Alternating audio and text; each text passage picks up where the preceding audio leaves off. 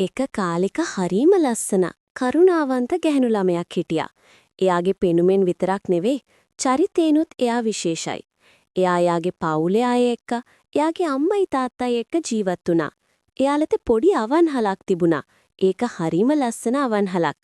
එයා අම්මටයි තාත්තටයි ගොඩක් උදව් කළා. එයා එයාගේ වැඩත් හොඳට කළා. එයා පාසල් ගියා, ඉගෙන ගත්තා, පවුලේ අවන්හලට උදව් කළා. එයා හරීම කරුණාවන්තයි. ගොඩක් අයට උදව් කළා.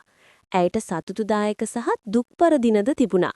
ඇය ඒ දිනවල ඊතා සංසුන්වහ ඊතා අවධානයෙන් ජීවත් වුණා. මන්ද ඇයට සාර්ථක කර ගැනීමට ඉලක්කයක් තිබූ බැවිනි.